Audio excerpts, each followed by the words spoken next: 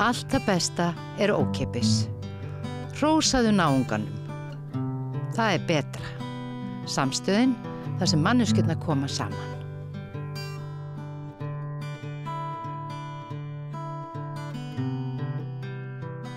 Já, heyrðu, við ætlum að tala einmannaleika, við höfum svolítið verið að gera það. Má eiginlega segja að það hafi verið svona þráður í rauðaborðinu að ræða svona vanlíðan fólks, barna og aldraðra og bara okkar allra. Við höfum komið fram í mörgum ytrum hérna. Þetta náttúrulega svona einkenni á okkar tíma. Það fólki líður verr, fólk frekar einmanna og kannski þetta einhver svona félagsleg farsótt, ég veit ekki. Aðalbjörg Stefanía Helgadóttir hjúkrunarfræðingur og fræðakona og þú gafst út seint í síðasta vetur, bókina Einmana. Þetta náttúrulega, það sem langar til þess að gera bara að ræða svona almennt þetta. Og þá kannski byrjum við á því hvað einmannaleiki? Er það eitthvað sem maður getur fengið lyfið, losna við? Nei, það ekki mitt álit allavega. Einmannaleiki bara mjög djúpstæð tilfinning sko skort á innihaldsríkum tengslum við annarkvort sjálfan sig eða aðra og upplifa sig ekki tilheyra. Við sjálfa sig getur maður verið, ef maður á ríkt innra líf eins og þetta. Sko ef maður skortir ríkt innra líf, þá verður maður líka einmana. En ef maður á gott innra líf, þá dugar það samt ekki, ef maður verið ekki hópdýr. Ég hef stundum verið að segja hér að stundum kannski má segja að okkur líði illa í hópdýrin í okkur, þá við kannski egóð okkar, það vantar nú ekkert meira strókur sko. Akkurat, það náttúrulega við þurfum á félagslegum tengslum að halda. Það bara við þurfum á öðru fólki að halda og því að upplifa okkur tilheyra einhverju eða einhverjum, bara rétt eins og við þurfum að borða mat. Þú veist, þannig að og einmannaleiki líka svona svolítið að segja okkur á okkur skorti tengsl. Og alveg svo þegar við erum svöng, þá fáum við okkur að borða. Ef blóðsykurinn lækkar, þá fáum við okkur að borða. En aftur á móti, ef við erum einmana, að þá besta leiðin til þess að í rauninni að bregðast við, að byrja á því að hlúa tengslum við sjálfan sig. Af því að ef maður í góðum tengslum við sjálfan sig, að þá á maður auðveldara með að tengjast öðrum. Það einhvern veginn, að því að oft það þannig að fólk sem einmana og kannski byrjar ekki á því að svona horfa svolítið inn á við, að það kannski fer að leita að tengslum á stöðum kannski sem ekki alveg mjög hjálpleg. Fer svolítið að leita eftir viðurkenningu sem að gera verkum að það verður missir enn frekar tengslin við sjálfan sig. Skilur, það fer svona að reyna að vera eins og það heldur að samfélagið eða annað fólk álítur að við eigum að vera. Þannig þegar þú reynir að ganga út úr einmannaleikánum að þá þyrftur að vita það svona eftir hverju verður umverulega að sækjast. Já, og sko ekki bara til að slökkva hungrið eins og sá sem svangur. Ekki bara hlaupa í næsta nammibar og gúffa. Nei. Og það líka af því að sko í samfélaginu okkar í dag að þá má eiginlega segja og allavega mín skilgreining eftir að hafa unnið þessari bók í 5 ár og mín svona það sem ég búin að komast að að sko það einhver ástæða fyrir því að við verðum einmana. Og við þurfum svolítið að horfa í það. Af hverju ég einmana? Ég einmana af því að ég alin upp við fátækt? Ég einmana af því að ég upplifði tengslarof í æsku? Ég einmana af því ég var fyrir áfalli, missi eða jafnvel einhvers konar ofbeldi? Þannig að við þurfum svolítið að horfa og viðurkenna hvað það var sem að gerðist sem orsakaði það að ég var einmana. Og ég kallaði þetta einvægi, ég bjó til það orð sem sagt. Þannig að þá í rauninni getur maður verið liðið vel og upplifa tilgang með lífinu þráttur að vera einmana. Af því maður búin að svona ofta að sjá því af hverju, þú veist, af hverju ég einmana. Af því að svo margir sem að halda að þeir séu einmana út af því að það sé eitthvað að þeim. En eftir að segja að maður geti einmanað kenndin, eða tilfinningin, að hún geti líka verið bara svona sókn í samskipti. Sem að maður þarf kannski bara ekki að halda þannig að ef maður sæi gegnum það, þá getur maður bara verið einn og liðið vel. Eða losnum við aldrei við það að við erum hópdýr og við getum ekki orðið fullburða einstaklingar nema með því að rækta, hvað allir forfeður okkar hafa verið kannski 20-25 í hóp. Já, alveg upp í 150 reyndar. 150, já. Já, og þeir náttúrulega líka forfeður okkar voru þannig ef þú varst ekki í þessum hópa þá varstu dauðadæmdur. Þannig að þá var til þessi ótti og þessi ótti við það að vera ein eða eitt. Þannig að þú veist... Kraftverk mannsins hópurinn og það sem hann náði í gegnum að gera í hópnum og þannig að við svona dýrategund sem getur ekki lifað ein eða gat ekki Nei. Nei. Og við erum félagslegar verur, við erum félagsverur. Við þurfum hvort að öðru að halda. Ég meina, ég veit ekki marga sem að geta bara búið algjörlega aleinir án þess að þurfa á nokkuri annari manneskju að halda. Við erum bara, þú veist, en auðvitað þurfum við á miklum tengslum að halda. Mjög félagslynd, Já, einmitt, ég segi það. Þannig að ég meina, ég til dæmis bara get tekið dæmi sem mig og manni minn. Ég mjög svona frekar mikill einfari og meðan hann mjög út á við. Og ég hef miklu minni þörf fyrir félagsleg tengsl en hann. Þannig að, og það líka bara hann verður svangur bara þegar það fyrir að líða á daginn. Já, og meðan þú verður kannski bara fyrir að líða á mánuðinn. Já. Ok, en sá sem einmana, hvað og finnur ekki leið út, hvað verður slíka manneskju? Sko, einmanaleiki sársaukafull tilfinning og af því að þegar ég var að skrifa bókina þá óskaði ég eftir eða bauð fólki að senda mér svona sína upplifun af einmanaleika og það sem að ég fékk tilbaka voru bara svona sárar upplifanir og mikil skömm sem fylgir þessu. Fólk upplifði að það væri eitthvað að þeim og þess vegna vildi enginn vera með þeim. Já, það ekki svona höfnun að þessu hópurinn sé að hafna þér? Jú, þú bara ert ekki með, þú veist, þú bara ferð ekki að vera með, þú ert ekki nógu góður eða góðskilur, þannig að og þessu fylgir mikil skömm sem að leiðir til þess að fólk fer að einangra sig ennþá frekar. Og ég ef ég leiði mér að vera aðeins persónuleg að þá átti pappa sem að lést 2005. Hann gekk í gegnum mikla þrengingar í sínu lífi. Hann kom út úr skápnum og þau skildu í kjölfarið, móður mín og hann. Og hann eignaðist kærasta sem var dásamlegt, nema hann í rauninni, þetta var svona mikið skipbrot fyrir hann. Og hann upplifði mikla skömm, fannst hann hafa brugðist okkur, fjölskyldunni sinni, með því að gera þetta, með því að vera trúr sjálfum sér. Og það í rauninni endaði með því að hann svipti sér lífi. Og ég álít að að gera það sé svona svolítið hámark hjá mörgum einmanaleikans. Það bara ekki pláss fyrir mig í þessari veröld. Þannig að þetta grafalvarlegt mál. Auk þess, sem maður má ekki gleyma því heldur, að því ég nú hjúkrunarfræðingurinn svo minntist áðan, að það að vera einmana, það virkjar í okkur streitukerfið. Þannig að það virkjar það að við erum næmari fyrir sjúkdómum, við fáum bólgur í líkamann, við fáum blóðþrýsting, að því að líkaminn okkar, hann fullur af þeirri vissu að við þurfum að flýja eða berjast eða geðjast eða frjósa til þess að lifa af. Og við erum bara í því ástandi í langan tíma. Og það ástæðan fyrir því að það búið að sýna fram á það að það eru miklu meiri líkur á því að þú látist vegna einmanaleika heldur en til dæmis vegna ofdrykkju, ofþyngdar eða búa við loftmengun. Einmanaleiki drepur. Einmanaleiki drepur. Þetta standa á pakkanum ef þetta verið selt. Já, þannig að þú veist, þetta getur verið, þetta svona eins og ég var að segja frá pappa mínum, þá getur þetta verið, það getur verið ástæðan fyrir að fólk deyr, sérst í rauninni bara fólk upplifir að það sé ekki pláss fyrir þau. Ég meina, hann var ekki fullur af streitu en honum leið náttúrulega ákaflega illa. Eða þá bara fólk svo mikil streitu að það getur bara fengið hreinlega hjartaáfall, skilurðu, að því að bara hjarta hefur ekki við að halda uppi kerfinu. En þetta ekki skrifað á dánavottorðið, einmanaleiki? Nei, það ekki skrifað á dánavottorðið og það heldur ekki skrifað, ég meina, jú, það heldur ekki skrifað í hvernig félagstengslum var þessi manneskja, skilurðu, eða hvert var hennar bakland eða eitthvað slíkt. Þannig að það stendur hvergi. Þannig einmanaleiki ekki hægt að segja, ef maður fer svona og kafar á dýftina og fyrir að skoða kannski sögu fólks, þá kannski kemst maður að því að þau voru einmanna og þess vegna dóu þau, skilurðu. Við höfum heyrt manneskjur sem að kannski liggja látnar heima í marga daga og eins og nokkur vitið þeirra.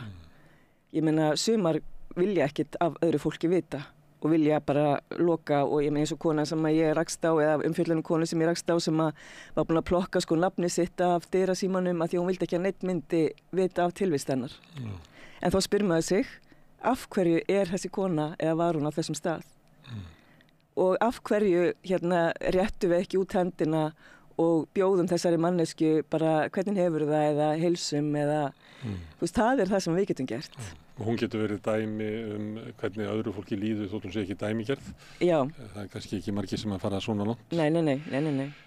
En ok, við finnum til einmanaleika ef að við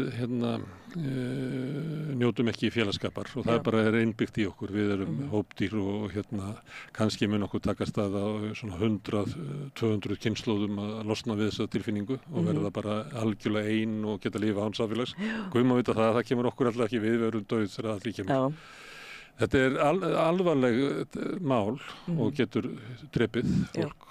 Og valdið í gríðarlegum lífsgæða skerðingu að þetta getur litið alla daga þannig að allir dagar verða gráir og daufir og þetta svona sem að þetta þessi galdur lífsins sem að þeir eru verið lífsglöð og njótu þess að fólk fær það ekki. En síðan kemur hugmynd sem að svolítið sterk í okkar samtíma að við sérstaklega í okkar heimshluta séum að verða meira einmana og vaxandi vanlíðan sem að það sé eitthvað bara í kúltúrum okkar, í menningunni, hvernig samfélagið að þróast sem að veldur því að okkur líður illa. Þetta þjónar ekki mannlegum þörfum okkar, samfélagið. Já, það náttúrulega hafa líka átt sér stað miklar samfélagsbreytingar á undanförnum svona 4 áratugum cirka, sérstaklega hér á Vesturlöndum.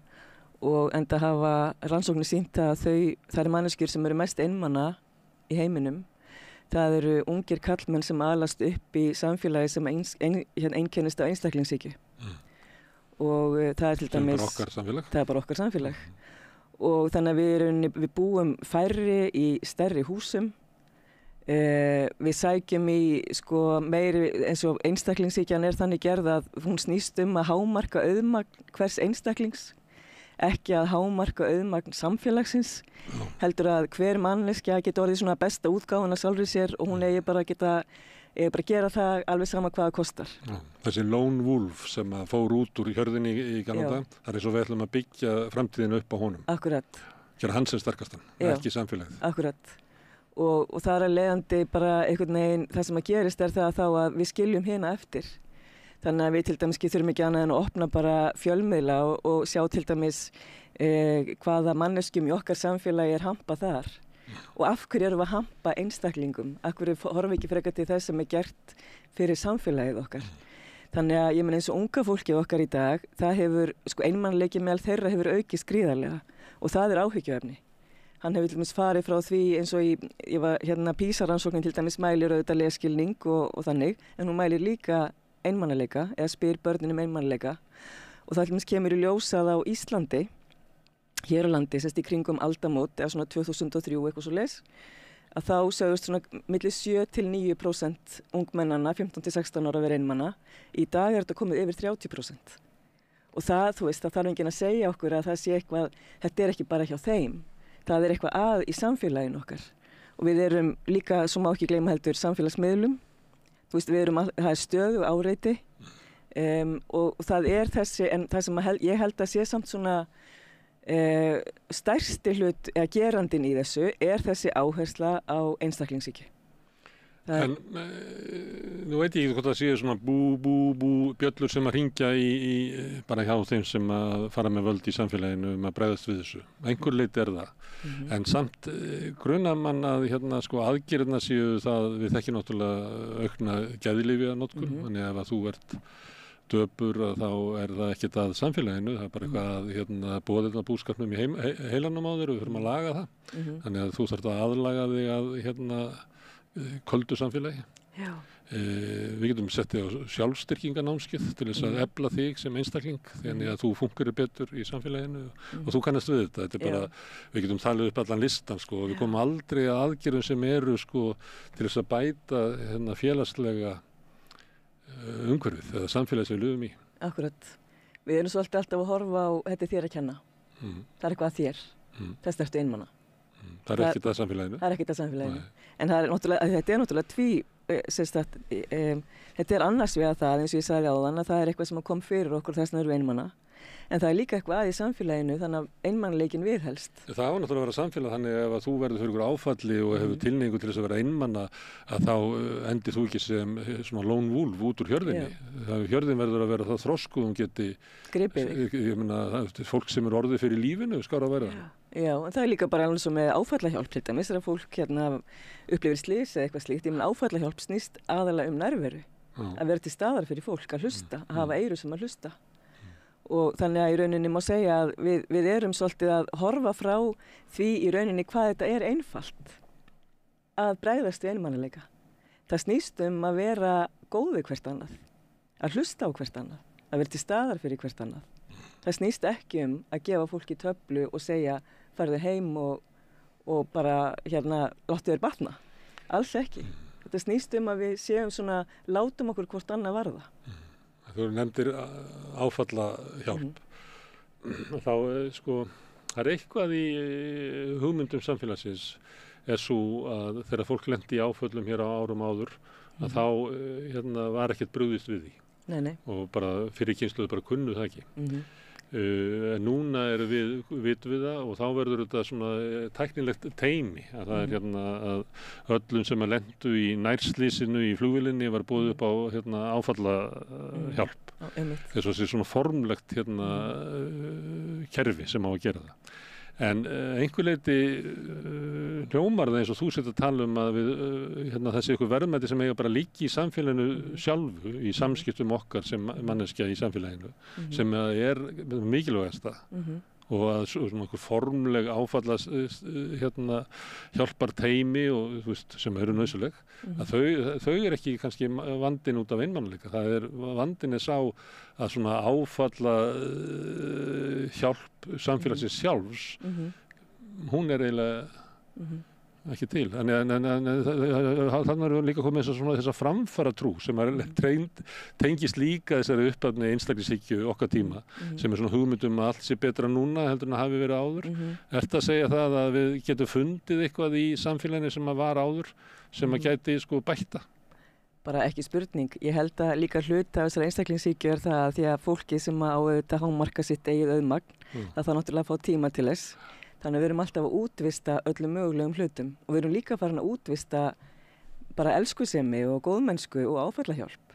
Ég meina fólk sækist, sálfræðingar hafa aldrei haft eins mikið að gera. En kannski þurfa kannski mikið af þessu fólki sem fer til sálfræðing sem að ég er algjörlega hlynnt og gera það sjálf. En kannski þurfa við bara meira á því að halda að eiga vini sem að láta þessi varða eða góða fjölskyldu sem að gefa sér tíma til að borða saman á kvöldin. En við erum að fara eins og ég segja, útvista bara alveg ótrúlegustu hlutum og segja bara já, kerfið er að bregðast eða samfélagið er að bregðast.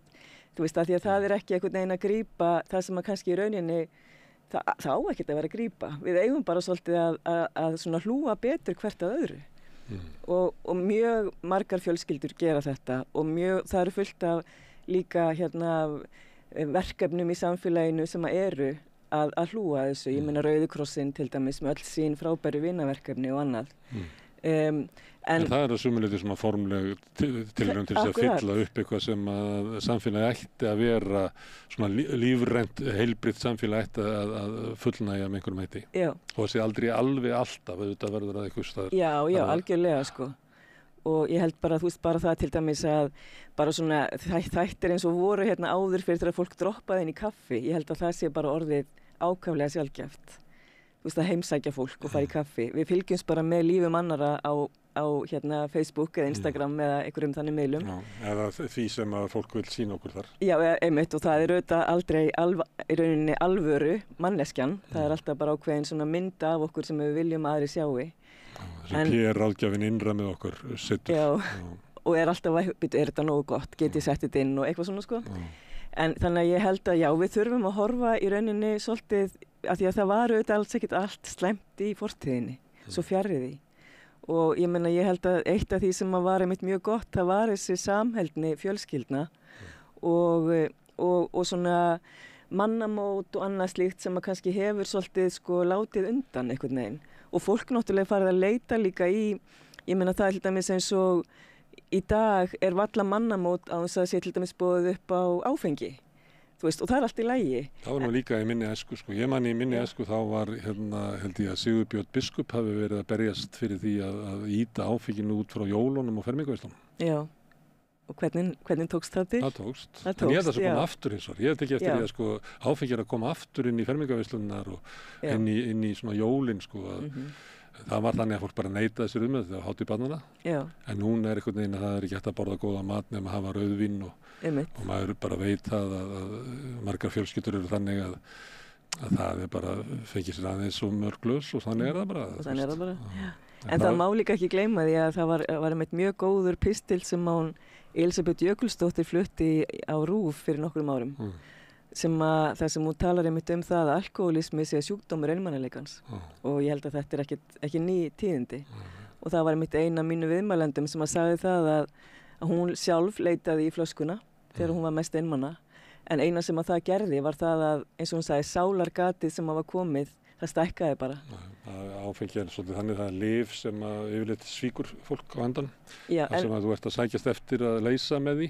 Já. Getur verið ung manneskja sem að er bara að fara inn á fullorðinsárin og þarf að draga aðeins úr kvíðanum og öðru slíku. Já.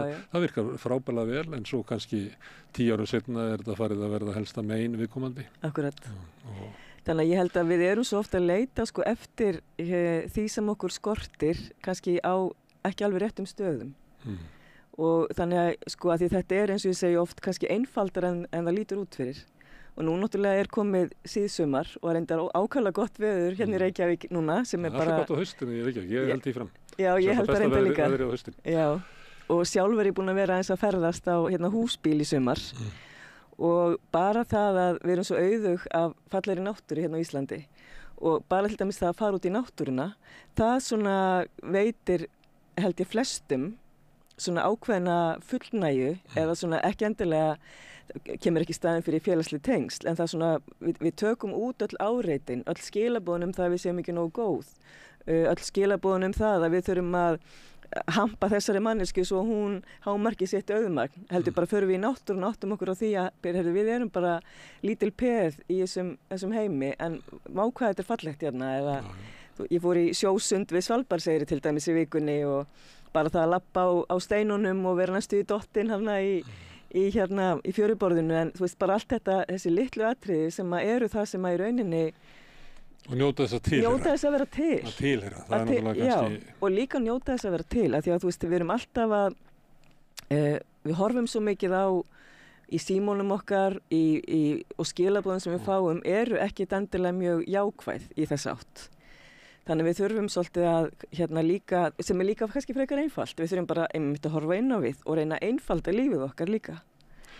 En ef að fólk ætlar að koma sér í betra líkamlegt horf að þá hefur það ýmsa kosti, getum það bara að fara að labba á fjöll og hjóla og svona en margir fara bara í voldklass og fara bara í ræktina og hlaupa þar á einhverju bretti.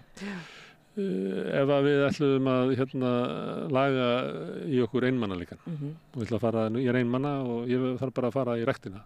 Já. Af einmannaræktina. Hvað er hún? Já, þá kemur til þetta sem þetta sem ég kalla einvægi, sem er að upplifa tilgang með lífinu þráttur að vera einmanna. Og þá byrjar maður á því átt að sjá því, reyna svona að horfast í augu við það hvað var til þess að ég er einmanna. Svo iðkar maður samkennd í eigin garð, sem í rauninni snýst það að iðka núvitund, sem er náttúrulega bara það að vera hér og nú, fylgjast með lífinu sínu á þess að dæma það af því að við búum í samfélagi sem er þannig gert að það er alltaf verið að krefja okkur að taka afstöðu til alls mögulegs en það er svona meira þá að bara halla okkur aftur, kannski loka augunum í 2-3 mínútur og bara hvernig líður mér núna er ég glöð, get ég gert eitthvað í því eða er ég sorgmænt og get gert eitthvað í því vera mildari svolítið gagnvart sjálfum sér. Já, vera mildari gagnvart sjálfum sér og átt okkur líka á því að því að það eru svo margir sem töluðu við mig þegar ég var að skrifa bókina sem að upplifðu sig vera eina með þessa tilfinningu en málið er það að einmanaleiki er bara rík tilfinning í mannlegri tilvist eins og að vera glöð eða sorgmænt þannig að við upplifum þetta öll eitthvað tíman. Þetta með dæmað sjálf sig að því að við erum líka með innbyggt í okkur sem að Martin Luther, gamli siðabóðamaður, kallaði hinn reiða Guðs. Við höfum getu til þess að dæma okkur og ætla okkur að gera eitthvað sem við getum aldrei staðið undir af því að við erum breyskar maðurur. Þannig að við erum með innbyggt inn í sálin okkar svolítið harðan dómara Þannig að, Já, en góðu punktur. þannig að við þurfum að, og já, því að fyrst ég nefni hann, að hann sagði líka einhvern tímann hérna að djöfullin kemst ekki að manni sem er að borða, er með góðan mat í maganum og vín í glasi og er í góðum félagskap að segja góða sögu. Akkurat. Það sem hann er að tala um sko hið góða líf. Akkurat. Að hvað það er nauðsynlegt fyrir okkur að vera í sko samvistum við annað fólk og hafa samkynnt með öðru fólki og sjálfum sér. En eitt, að þau eru að tala um samfélagsbreytingar. Annað er bara að það eru svona þegar ég var alast upp var ég yngstur 4 bræðra og svona minni kynslóð þá er hérna það sé ekki systkinahópurinn eitthvað slags 4, 5 flest eru svona 2 af okkar bræðrum eða svona 2, 3 börn og svo koma einbyrnin. Já, einmitt. Ég var lengi ég var giftur konu þar sem við komum með sitt gott einbyrnið og svo eignumst við 1 barn saman og þá kvöldum við alltaf 3 einbyrni. Já.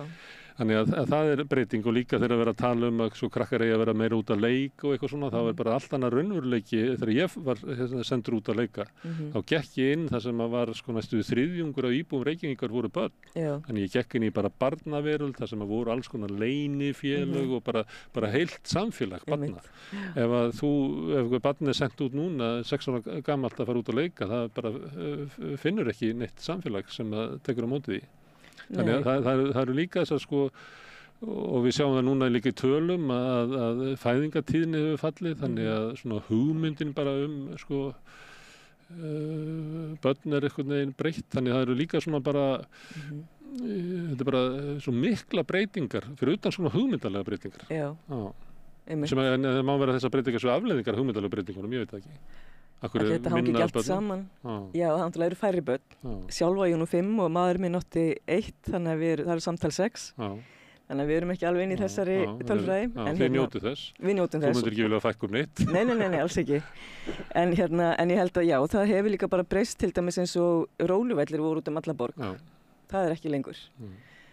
Börn eru minna úti að leika sér. En mér finnst ákaflega gaman það er einmitt hvað heitir hann nú svona trampólín í garðinum í ráðhúsinu við hliðina á okkur og það var einmitt mikið á krökkum þar í gærkvöldi að leika og mér þótti svo vænt um þetta að heyra í þeim af því maður heyrir svo sjaldan í börnum úti að leika sér.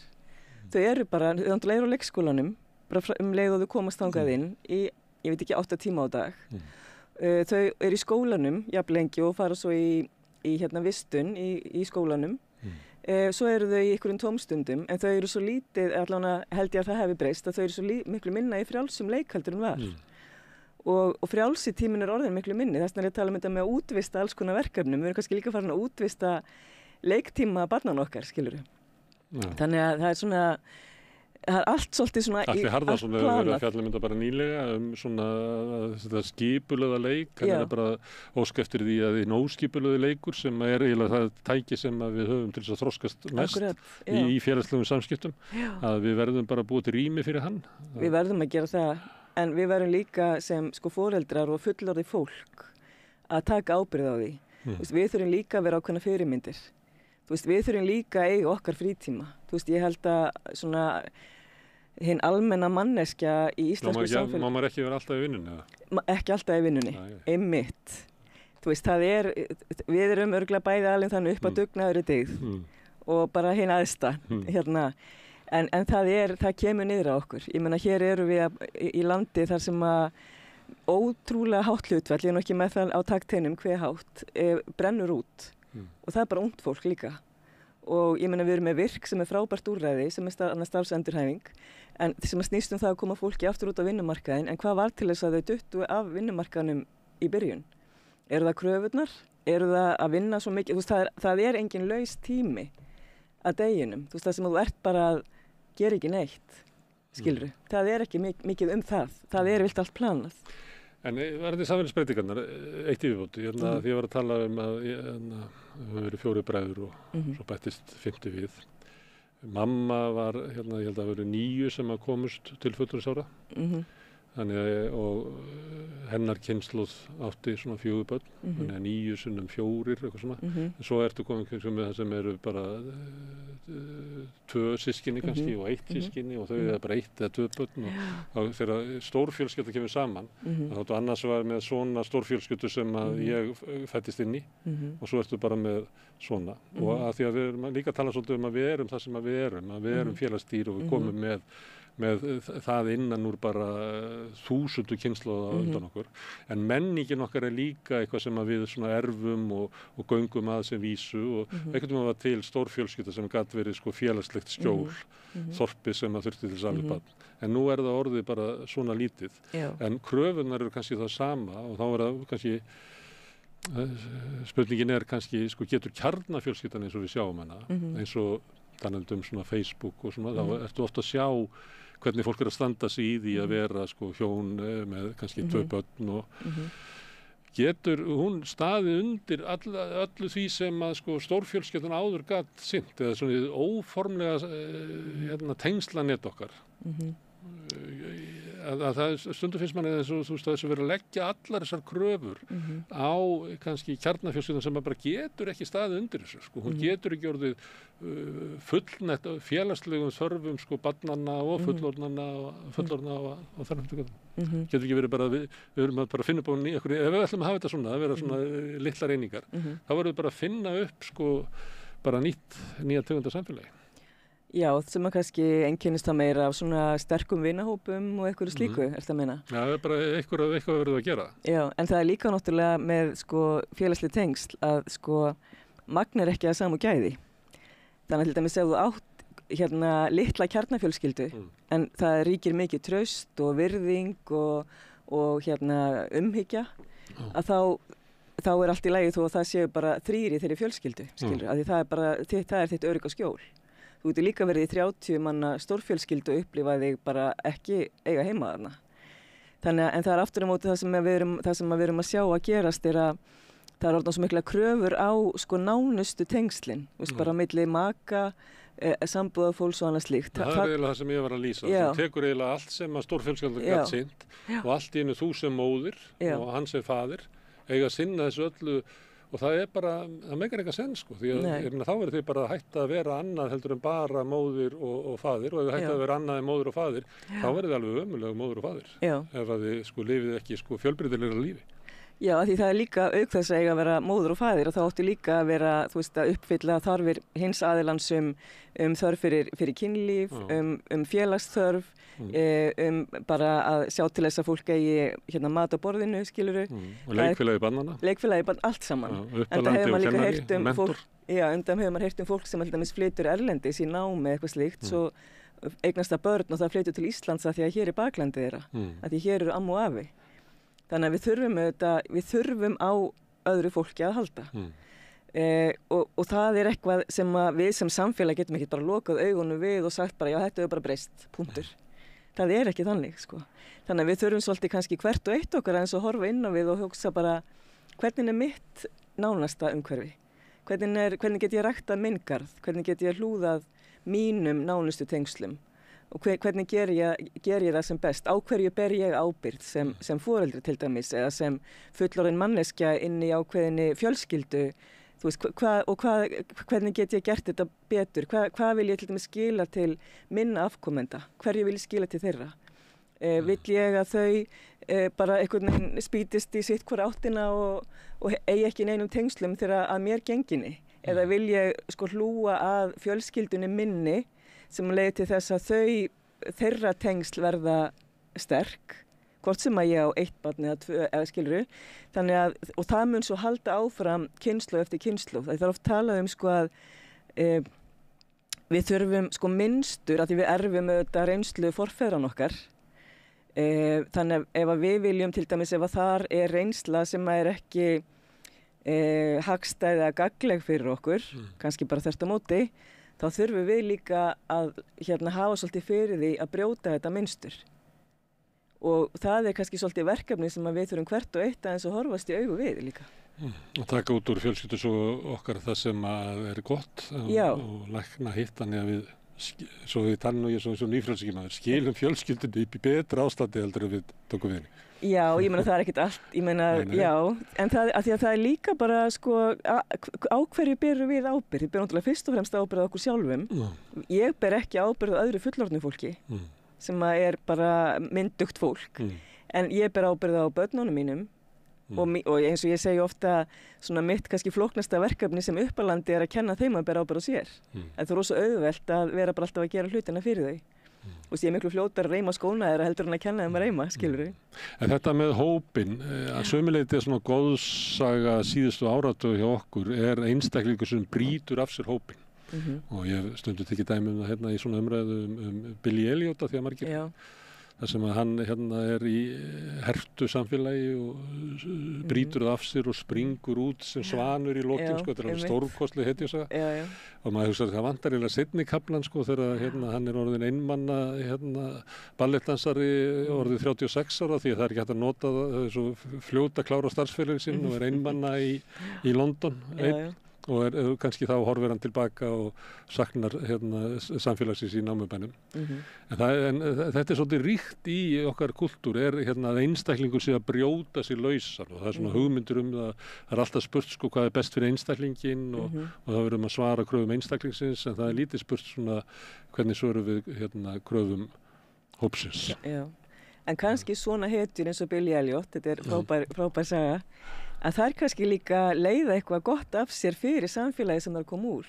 Við sjáum það heldur ekki í myndinni. Það var náttúrulega ballettdansarinn, sko, sem ætti kannski að vera hetjan í sögunni, sem að kemur, hann að konan, alveg gegn vilja allra og sem við þekkjum svo sem dæmu þetta út allt samfélag, kannski eins og hvernig ákveðnir innflytjendur glæddu tónlistarlíf í þessum furðulega bæ sem við búum í Reykjavík og bara innkoma Dítur Rót í myndlistina og Þóra á Seyðisfirði með fjarfuglaheimili sitt, hvernig hún eiginlega breytt sko bæjar mórlanum þar sko. Þannig kannski ættum við að vera meira vakandi fyrir þessum svona félagslega galdri. Já, og kannski bara meira vakandi fyrir því að við erum öll einstaklingar, við erum öll manneskjur, við eigum það sameiginlegt og við eigum það sameiginlegt að upplifa alls konar tilfinningar. En við erum líka hvert og eitt okkar einstök og við þurfum kannski líka að skapa samfélagi þar sem við fáum að njóta þess að vera einstök. Nú gleðigangan nýliðin sem að einmitt snýst svolítið að upphefja þetta, að fá að njóta þess að vera svo manneskja sem að við erum. Að þurfum ekki að biðjast afsökunar á okkur eða réttlæta hvernig okkur líður eða á hverju við erum áhuga eða í hverju við erum góð. Það er allir góðir í einhverju og enginn góður í öllu. Þannig að ég held að það sé líka liður í þessu. Þannig að ég held að ef við leyfum svolítið fjölbreytileikanum að blómstra, þá verður náttúrulega samfélagið okkar miklu auðugra og taktu eftir samfélagið, ekki einstaklingurinn sjálfur, heldur samfélagið, alveg svo að lýsa þarna á Seyðisfirði. Oft þarf eina manneskju til að virkja kannski þetta einstaka í einhverjum 10 sem hafa reynda kæfa það innra með sér, skilur við. Það er galdurinn við lífin, það er svona sísköpun og það kveiknar eitthvað nýtt af engu og það er svo stórkostlegt. En kannski þá að við ætlum að taka kosti borgarinnar sem geta vendað réttindi þeirra sem eru öðruvísi, sem þrönga samfélagið stundu gerir ekki. En við þurfum að taka sko kostina og nálæðina og samkendina úr þrönga samfélaginu. Við þurfum að ná kostum beggja. Hættan er kannski svo að við séum að taka sko, tala ekki þegar við komum Facebook sem að virkar eins og sko litla þorpi sem er sífellt að fylgjast með þér, að við séum komin í ástand þess að við erum að taka sko ágalla fjarlæðina úr sætöku fjarlæðina úr borgunum og hnýsnina úr smásamfélagi. Já, allir það ekki. Ég er nú sjálf alveg upp í litlu samfélagi út á landi sko, en ég þekki það mjög vel. En ég þekki það líka að það hefur líka ríka á kosti að búa í þannig samfélagi og hér í Reykjavík eru náttúrulega mörg hverfi sem eru bara svona eins og lítið samfélag. Það sem að fólk er mjög svona meðvitað hvort annað og lætur sig hvort annað varða. En ég held við þurfum líka bara eins og horfa til sko bara hver býr við hliðina á mér? Hver býr á steganginu mínum? Hef ég eitthvað hitt þessa manneskju? Já, það er kannski það sem við langar að koma síðast, því ég nefndi áðan félagslegan galdur og það er hugtak sem Viðar Halldórsson notar stundum félagslegan, sem er skemmtilegt hugtak. Og ég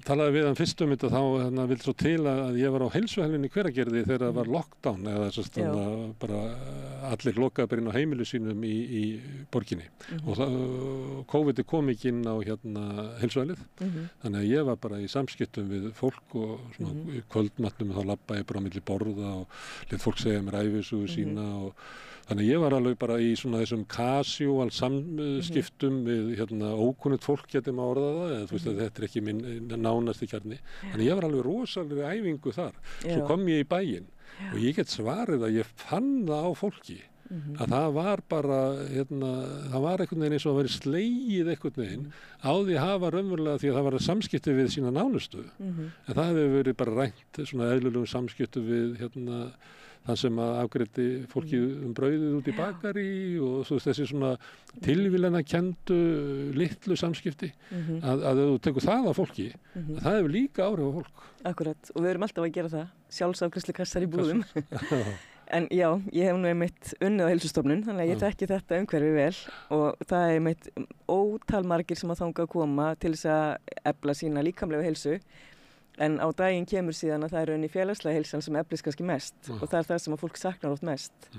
Það er að þessi félagslegu tengsl og að þú nefnir Viðar og við vorum að tala eins algengi einmannaleika hér til dæmis á Íslandi að því það er 36% í heildina fólk sem að segist stundum oft eða alltaf vera einmanna á meðan að það er 30% heimsmeðaltalið þannig að við erum 6% yfir en Viðar einmitt segir, ég las einmitt grein eftir annað sem að segir að sem byggir reyndar á grein eftir félagsfræðing bandarískan að er rannsóknum að ef að vandi í samfélagi er fátíður til dæmis ef það eru 5% af manneskjum sem eru þunglind til dæmis þá í rauninni er vandinn vegna einstaklingsins sjálfs eitthvað sem hann þarf að gera en ef að vandinn er mjög algengur eins og einmannaleiki til dæmis er í íslensku samfélagi þá er eitthvað að samfélaginu það er ekki eitthvað að manneskjunni Félagslegu faraldur.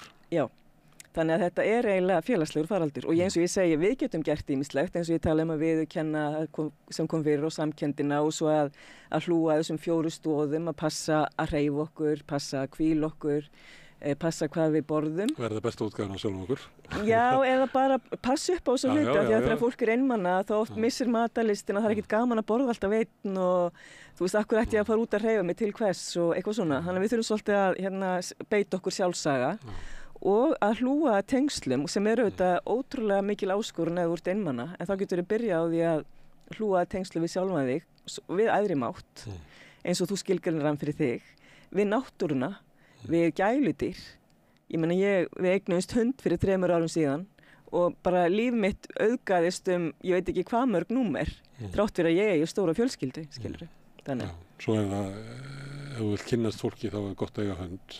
Akkurat, já. Það er næstu jafn gott og eins og lítið barn. Það kemst líka þú eftir að labba með barn í vagni að þá dregur þau til því fólk og þú kynnist því. En ef þú fer með hund út að labba, smátt og smátt verður bara að kynnast öllum hundaeigundum í hverfinu. Í hverfinu, Þannig að þegar þú ætti að segja þetta með að maður verður sjálfur að taka skrefið, að það er eitthvað staðar í einhverjum félagskap sagt þú getur þetta ekki einn, þú getur ekki losnað við einmannleikan einn, en þú einn getur það, þannig að þú verður að stíga fyrsta skrefið. Já. Herðu, Aðalbjörg, frábært að fá þig og til hamingju með bókina þína. Takk fyrir. Og við munum líklega að reyna að halda áfram að tala einmannleika og vanlíðan í samfélaginu. Sjálfum sér ættum við raunverulega ekki að ræða neitt annað, en það verður samt eitthvað annað á dagskrá eftir örstutli. Allt það besta er ókeypis. Knúsaðu vini þína. Samstöðin þar sem manneskjurnar koma saman.